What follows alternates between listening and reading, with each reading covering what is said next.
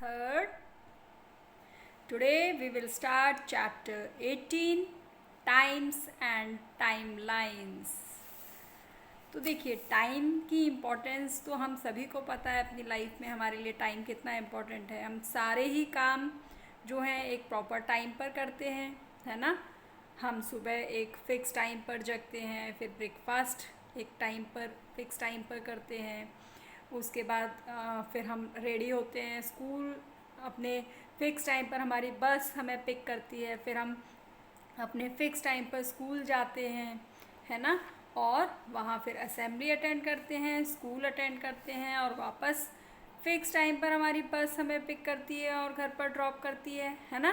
तो हमारा पूरे दिन का डेली जो रूटीन होता है हमारा एक प्रॉपर फिक्स टाइम टेबल के साथ होता है। आप एक बार इमेजिन करके देखिए कि अगर ये टाइम ना हो, अगर हम जो सारे काम कर रहे हैं उसका कोई टाइम टेबल ना हो, कोई दिन ना हो, कोई हफ्ते ना हो, कोई महीने ना हो, हमें पता कैसे चलेगा कि हम किस दिन स्कूल जा रहे हैं। आज मंडे है, आज ट्यूसडे है ना। और आज कौन सा महीना, अब कौन सा मंथ जो है वो चल रहा है, कौन सा ईयर है। बिना टाइम के इमेजिन कर सकते हैं हम कुछ भी? बिल्कुल भी नहीं, है ना। तो सारे ही टाइम के साथ सारी ही चीज़ें हम एक प्रॉपर टाइम टेबल के साथ ही उसको करते हैं, तभी तो हम नेक्स्ट डे जो है हम पिछले दिन का जो है एक रिकॉर्ड रख पाते हैं कि हमने कौन सा काम कब किया, किस डेट को किया, कितने बजे किया, है ना। तो सारी ही चीज़ों को एक प्रॉपर रिकॉर्ड में रखने के लिए हमें किस चीज़ की ज़रूरत पड़ती है? देखिए, टाइमलाइन। टाइमलाइन क्या है? हम अपनी रेगुलर लाइफ में भी इसको यूज़ करते हैं।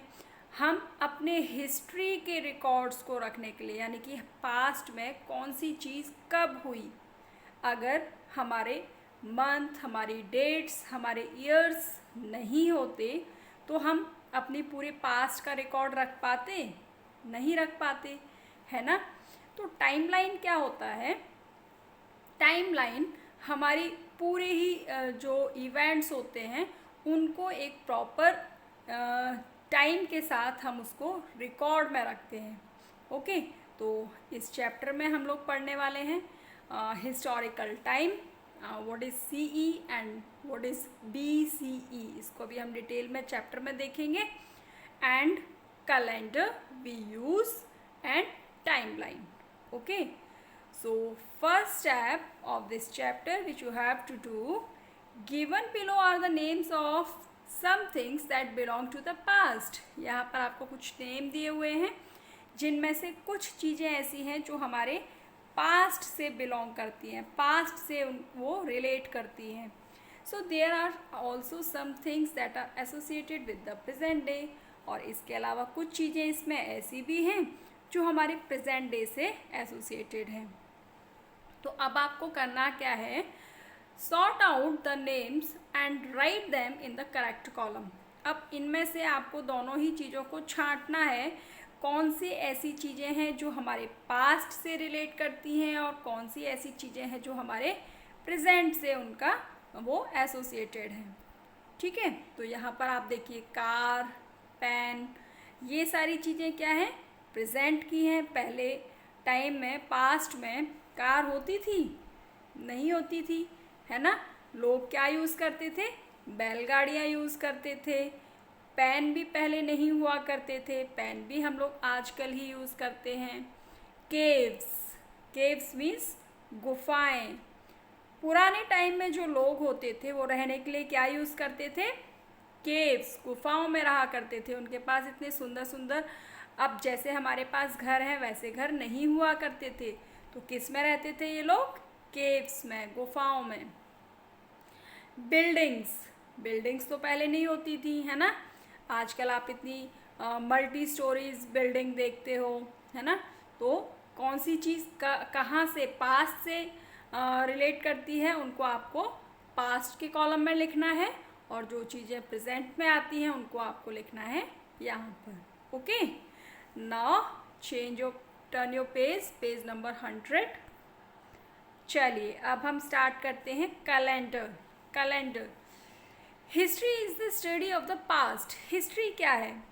हमारे बीते हुए टाइम के बारे में हमने हमारे पास्ट में हमारे जो राजा थे, महाराजा थे, जो एम्पायर्स थे, उन्होंने क्या किया, कैसे किया, किस तरीके की चीज़ें जो हैं उन्होंने यूज़ की, किस तरीके की उनकी लाइफस्टाइल थी, कैसे उनके कॉइन्स होते थे, किस तरीके की उन्होंने बिल्डिंग्स बनाई, कैसा उनका पूरा रूल्स रेगुलेशंस होते थे, उन सब के बारे में जो हम स्टडी करते हैं, पढ़ते हैं, कौन सी लड़ाई कब हुई, कौन सी लड़ाई किस सन में हुई, किस राजा ने किस राजा के साथ लड़ाई की। तो ये जो सारा पास्ट की चीज़ें हैं वो हम उसकी जो स्टडी करते हैं उसी को बोलते हैं हिस्ट्री। और ये कैसे पॉसिबल है? जब हमारे पास प्रॉपर डेट्स होंगी। और प्रॉपर डेट्स हमारे पास कैसे हो सकती हैं?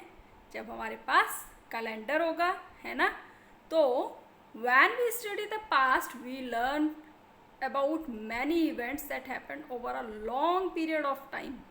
तो जब हम हिस्ट्री की बात करते हैं तो हम पुराने टाइम के जो इवेंट्स जो हो चुके हैं, कब हुए, कैसे हुए, पुराने टाइम में जो भी चीज़ें हुई उनके बारे में हम जो है स्टडी करते हैं। Some of these events took place hundreds of years ago, while some of other happened only a few decades ago.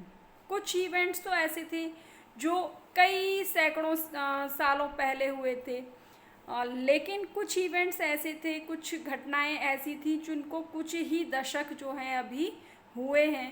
So in order to keep a record of time for so many events we divide time into smaller units such as years, months and days. तो हम अपने record को कि कौन सी चीज़ कब हुई, कौन सी घटना कब घटी, हम इन सारे इवेंट्स को इसके रिकॉर्ड को प्रॉपर मेंटेन करने के लिए हम क्या करते हैं, हम अपने टाइम को स्मॉलर यूनिट्स में डिवाइड कर लेते हैं। लाइक ईयर्स, पहले तो हम ईयर्स, हमारे पूरा जो एक साल होती है उस एक साल को हम 12 मंथ्स में डिवाइड कर लेते हैं। हमारे जो वन ईयर होता है उसमें कितने मंथ्स होते हैं? 12 मंथ्स होते हैं, है ना। और फिर उन मंथ्स में भी फिक्स डेज होते हैं। तो ये तो आप डिटेल में पढ़ ही चुके हो। So such a system is known as calendar. तो इस टाइप से जो हम अपने पूरे टाइम को एक स्मॉलर यूनिट में जो डिवाइड करते हैं, किस तरीके से डिवाइड करते हैं, उसको हम बोलते हैं calendar. With the help of calendar we can determine the dates of an event and arrange them in the proper sequence. तो होता क्या है कि हम इस कैलेंडर की हेल्प से हम ये तय करते हैं कि हमारे जो डेट्स हैं, हमारे जो इवेंट्स हैं, उनको हम प्रॉपरली पूरे साल की चीज़ों को जो है एक प्रॉपर सीक्वेंस में अरेंज कर पाते हैं। आप स्कूल में भी देखते हो, आपके पूरे साल भर के जो एक्टिविटीज़ होती हैं वो पूरी प्रॉपर प्लानिंग्स के साथ होती है ना। जैसे कि हमारा सेशन जो है वो स्टार्ट होता है कहाँ से? अप्रैल मंथ से स्टार्ट होता है। तो हम पूरे अप्रैल मंथ से लेकर के हमारे लास्ट मार्च तक के सारे जो इवेंट्स होते हैं हम उनको प्रॉपर डेट्स के अकॉर्डिंग जो है उनको प्लान करते हैं कि किस मंथ में हमारी कौन कौन सी एक्टिविटीज़ होंगी। अगर हमारे पास कैलेंडर ना हो, हमारे पास डेट्स ना हो, हमारे पास मंथ्स ना हो, हमारे पास ईयर्स ना हो, तो हम सारी चीज़ों को प्लान कर सकते हैं? पॉसिबल ही नहीं है ना। तो हम सारे ही इवेंट्स को प्रॉपरली अरेंज करने के लिए हम क्या करते हैं, उसको पूरी डेट्स को एक सीक्वेंस में अरेंज कर लेते हैं with the help of calendar. Okay, next है अब जो हम कैलेंडर यूज़ करते हैं, जो ज़्यादातर कैलेंडर आप घरों में देखते हो, वो कैलेंडर जो है वो कौन सा कैलेंडर होता है? Gregorian calendar. ग्रिगोरियन कैलेंडर क्या होता है? इसको जो यूरोपियन जो कंट्रीज़ हैं वहाँ से इस कैलेंडर को जो है वहाँ से शुरुआत हुई इनकी।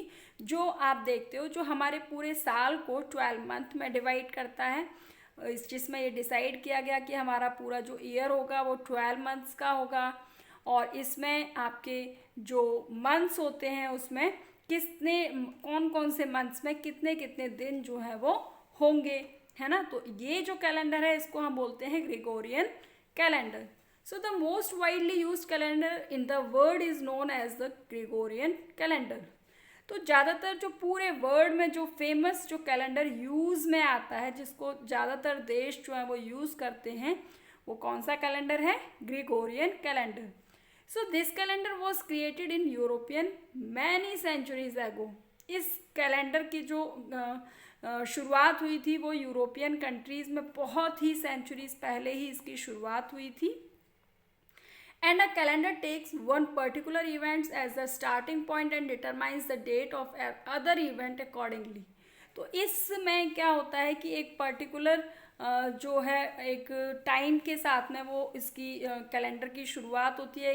इसमें जो स्टार्टिंग का जो इवेंट होता है, स्टार्टिंग पॉइंट होता है, उसके बाद में सारे ही इवेंट जो है वो अकॉर्डिंगली ही प्लान किए जाते हैं. And the Gregorian calendar started from the birth year of Jesus Christ. और जो इसका स्टार्टिंग जो होती है ग्रिगोरियन कैलेंडर की, वो कहाँ से होती है? वो जीसस क्रिस्ट के बर्थ के साथ ही स्टार्ट होती है. So the Gregorian calendar has 12 month starting from the month of January. तो जो ग्रिगोरियन कैलेंडर होता है उसमें 12 मंथ होते हैं और इसका जो फर्स्ट मंथ होता है वो होता है जनवरी. And the last month of the year is December. जो लास्ट मंथ होता है, जैसा कि हम देखते ही हैं, आपने क्लासेस में भी पढ़ते हो, हमारे जो रेगुलर हम यूज़ करते हैं, तो उसका लास्ट मंथ जो है वो होता है दिसंबर. And 5 months of the year consist of 31 days each, and while other months except February have 30 days each. तो हमारा ये जो कैलेंडर होता है इसमें 5 मंथ ऐसे होते हैं जिसमें 31 days होते हैं.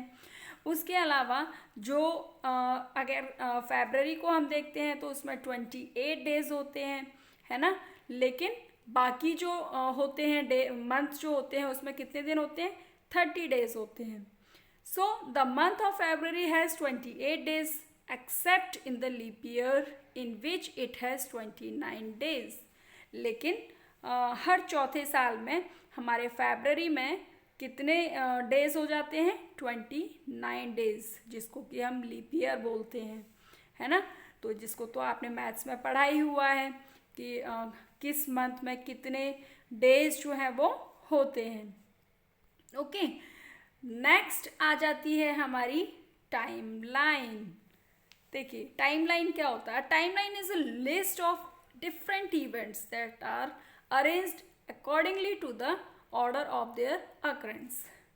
टाइमलाइन एक प्रॉपर लिस्ट होती है जो डिफरेंट जो हमारे इवेंट्स होते हैं उनको प्रॉपरली एक सिस्टमेटिक तरीके से अरेंज किया जाता है according to their order of occurrence. किस ऑर्डर में वो सारी घटनाएं जो हैं वो किस क्रम में जो है वो हुई. मान लीजिए मैं जैसे अपनी टाइमलाइन के बारे में बताऊं, मेरा बर्थ कब हुआ? मेरा बर्थ हुआ 1982 में, है ना. उसके बाद मैं 5 years की हुई, उसके बाद मैंने स्कूल जाना स्टार्ट किया, है ना. तो किस सन में मैंने स्कूल जाना स्टार्ट किया, उसके बाद फिर मैंने स्कूल के बाद में मेरी स्कूलिंग होने के बाद फिर मैंने नेक्स्ट किस सन में अपना जो है कॉलेज जो है स्टार्ट किया.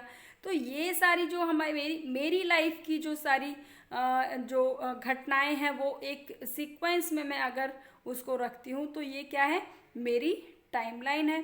तो इसी तरीके से पुराने टाइम में जो भी सारी इवेंट्स हुए उनको हम एक प्रॉपर सिस्टमेटिक तरीके से, जैसे किसी भी राजा के बारे में अगर हम टाइमलाइन बनाते हैं तो वो कब गद्दी पर बैठा, कब वो पैदा हुआ, कब वो गद्दी पर बैठा, कब कब उसने कौन कौन से वॉर्स जो हैं वो लड़े, है ना. तो उसकी सारी जो घटनाएं हैं उसको हम अगर एक प्रॉपर सिस्टमेटिक तरीके से अरेंज करते हैं एक टाइमलाइन के ऊपर, तो हम उसमें सारी डेट्स के साथ उसका रिकॉर्ड रख सकते हैं. Okay, so a timeline also gives us information about the time duration between 2 events. तो इस तरीके से 2 इवेंट्स के बीच में कितना टाइम गैप जो है, उनका कितना टाइम ड्यूरेशन है, वो भी हम उस टाइमलाइन में पता कर सकते हैं. यानी कि एक युद्ध से अगला युद्ध जब हुआ उसके बीच में कितना टाइम हुआ, उसको भी हम इस टाइमलाइन के थ्रू देख सकते हैं.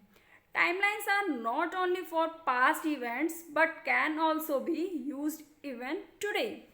तो ये जो टाइमलाइन जो है वो सिर्फ पास्ट इवेंट्स के लिए ही यूज़ नहीं होती, हम अपनी आज के टाइम को भी जो है प्रॉपरली पूरे जो ईयर है हमारा उसको हम प्रॉपरली उस टाइमलाइन में अरेंज करके देख सकते हैं.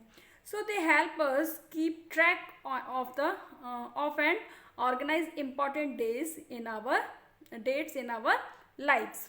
तो इस तरीके से हमारा जो पूरा जैसे मैंने बताया कि हम साल भर का अपना रिकॉर्ड रखते हैं कि कौन सा इवेंट कब हुआ, फिर नेक्स्ट इवेंट हमने कब किया, कब सारी चीज़ें हुई. अपनी ही पर्सनल अगर चीज़ों को देखते हैं, कब मैंने जो है वो ये काम किया, नेक्स्ट काम जो है वो कब किया, तो उनका जो प्रॉपर टाइम जो हम नोट करते हैं उसके बीच में कौन से टाइम के बीच में कौन से काम के बीच में कितना गैप है, उन सारी चीज़ों को हम क्या कर सकते हैं प्रॉपर टाइमलाइन में रख करके उसको रिकॉर्ड में रख सकते हैं. ओके, नेक्स्ट आता है CE and BCE. CE and BCE. As we know, the Gregorian calendar used the birth of Jesus Christ as its starting point, and the first year after the birth of Christ is known as the year 1, and the second year is second, and so on. But how do we account for a time before the birth of Christ? तो देखिए, जैसा कि हमने पहले भी अभी पढ़ा just last page में कि हमारा जो ग्रेगोरियन कैलेंडर है जिसको कि हम यूज़ करते हैं, उसका जो स्टार्टिंग जो इवेंट है जिसको हम स्टार्टिंग इवेंट मानते हैं वो क्या है, बर्थ ऑफ जीसस क्रिस्ट. ठीक है, और उसको ही हम ईयर 1 के नाम से जानते हैं. उसके बाद नेक्स्ट ईयर आता है, उसके बाद उससे नेक्स्ट ईयर आता है, और इस तरीके से हम सारी ही चीज़ों को उसी सीक्वेंस में रखते चले जाते हैं. But the year before the birth of Christ are counted backward. लेकिन जो फिर क्या होता है, उससे पहले के जो इवेंट्स हैं उससे पहले की जो घटना है उसको हम किस तरीके से करेंगे, तो उसके पहले की जो चीज़ें हुई हैं, इवेंट्स हुए हैं, उनको हम क्या करते हैं बैकवर्ड काउंटिंग वहाँ से स्टार्ट हो जाती है. कैसे, देखिए, further we use CE and BCE to denote the time before and after the birth of Christ. CE stand for the common era and it refers to the time since the birth of Christ. तो जो CE है वो कहाँ से start होता है, हम centre point मान लेते हैं. देखिए यहाँ पर आपको एक टाइमलाइन दी हुई है. मान लीजिए कि ये हमारा पॉइंट है बर्थ ऑफ क्रिस्ट. ओके, तो अब इस बर्थ ऑफ क्रिस्ट के बाद का जो टाइम है, यानी कि इस तरफ का जो टाइम है वो क्या है, कॉमन एरा, यानी कि जीसस क्रिस्ट के बर्थ के बाद के टाइम का, यानी कि हम इसको कहेंगे CE. ओके, यानी कि 200 CE, 400 CE, 600 CE, 800 CE, 1000 CE. लेकिन हम इसको नॉर्मली इस जो आफ्टर क्रिस्ट जो टाइम है उसको हम CE लिखना हमें ज़रूरी नहीं होता, हम उसको CE नहीं लिखते. लेकिन हमारे जो इवेंट्स, हमारे जीसस क्रिस्ट के पहले के जो इवेंट्स हैं उनको हम कैसे डिनोट करते हैं, उसको हम डिनोट करते हैं उससे पहले के टाइम को BCE, यानी 200 BCE, 400 BCE, 600 BCE. ओके, तो उसको हम कैसे काउंट करते हैं, बैकवर्ड काउंट करते हैं. तो किस तरीके से, if an event occurred 800 before the birth of Christ. मान लीजिए कि कोई इवेंट है जो कि जीसस क्रिस्ट के 800 साल पहले हुआ है. It means that the event occurred in 800 BCE. तो इसका मतलब क्या हुआ कि वो इवेंट कब हुआ है, वो हुआ है 800 BCE. BCE मतलब बिफोर कॉमन इरा. ओके, इसी तरीके से similarly if an event occurred 800 years after the birth of Christ. अब मान लीजिए कि कोई इवेंट जो है वो क्रिस्ट के, जीसस क्रिस्ट के बर्थ के 800 ईयर्स के बाद हुआ है, तो उसको हम क्या कहेंगे, it means that the event occurred in 800 CE. तो इसका मतलब क्या हुआ कि जो इवेंट हुआ है वो कब हुआ है, 800 CE, यानी कि 800 कॉमन इरा. ओके, क्लियर हुआ? Yes. So we do not usually mention CE with the dates but always mention BCE. तो ज़्यादातर हम जो डेट्स यूज़ करते हैं, यानी कि जीसस क्रिस्ट के बाद के जो इवेंट्स हैं उनके लिए हम सीई कॉमनली यूज़ नहीं करते, लेकिन जो इवेंट्स हमारे बर्थ ऑफ क्रिस्ट से पहले के हुए हैं उससे पहले हम बीसीई ज़रूर लगाते हैं। तो इंटरेस्टिंग चैप्टर था, आई थिंक आपको बहुत अच्छे से समझ भी आया होगा और इंटरेस्ट भी आया होगा। देखिए यहाँ पर कुछ चीज़ें हैं आपको जो जाननी चाहिए। Did you know there is no zero year in the CE and BCE system. तो देखिए यहाँ पर आप टाइमलाइन में भी देख रहे हैं, ये सीई और बीसीई सिस्टम जो होता है, यानी कि जो टाइमलाइन है, इसमें कोई ज़ीरो यूज़ नहीं की जाती है। जैसे कि आप मैथ्स में देखते हो और मैथ्स में जो लाइन होती है वहाँ पर आपका स्टार्टिंग पॉइंट जो है वो ज़ीरो होता है ना, लेकिन यहाँ पर कोई स्टार्टिंग पॉइंट ज़ीरो नहीं होता। इसको जो है the year Christ was born in 1 CE, ऐसा माना जाता है कि जो ईयर था जिसमें क्रिस्ट जो है वो बॉर्न हुए उसको 1 CE के नाम से जाना जाता है, and the year presiding it is 1 BCE, और जहाँ से पीछे के जो ईयर्स जो शुरू होते हैं उससे पीछे के वो 1 BCE से पहले शुरू होते हैं। उसके बाद देखिए बहुत ही इम्पॉर्टेंट यहाँ पर वैल्यू कॉर्नर दिया हुआ है, जो आपको अपनी डेली लाइफ में जो है इसको ज़रूर फॉलो करना चाहिए। कैसे? टाइम इज़ वेरी प्रीशियस, ये आपको सबको पता है ना। One lost we do not get it back. एक बार अगर हमारा टाइम जो है वो चला जाता है तो वो कभी भी लौट कर नहीं आता है ना, पता है ना। Yes, thus we should do everything on time. इसीलिए हमें अपने सारे काम को बिल्कुल टाइम पर करना चाहिए। हमें आज के काम को आज ही करना चाहिए, उनको कल पर बिल्कुल भी नहीं डालना चाहिए। सो record your activities for 3 days। आप अपनी जो भी एक्टिविटीज़ करते हो, रेगुलर एक्टिविटीज़ करते हो, डेली जो भी एक्टिविटीज़ करते हो, उसको आपको क्या करना क्या है, 3 days तक पूरी एक्टिविटीज़ का प्रॉपर रिकॉर्ड बनाना है कि आप मॉर्निंग से लेकर बेड टाइम तक सारी एक्टिविटीज़ को किस टाइम पर करते हो। सिंपल, अच्छा, इंटरेस्टिंग एक्टिविटी है जिसको आप इजीली कर सकते हैं, है ना। So find out if you manage to do everything on time. तो आपको ये चीज़ पता चलेगी क्या आप सारी ही चीज़ों को प्रॉपर तरीके से एक प्रॉपर टाइम पर कर पाते हो या नहीं कर पाते हो। तो इस एक्टिविटी को आपको ज़रूर करना है। This was your chapter. इस चैप्टर को अच्छे से आपको रीड करना है और करना क्या है, आपको एक अपने पापा को अपनी टाइमलाइन बनाने के लिए बोलना है कि कब वो पैदा हुए, कब उन्होंने स्कूल जो है वो स्टार्ट किया, पूरा एक अब तक जितनी भी उनकी एज है उस टाइम पीरियड में उन्होंने कौन से इवेंट को किस किस ईयर में किया, उसका एक टाइमलाइन बनाना है। बना सकते हैं ना। Yes, okay, bye.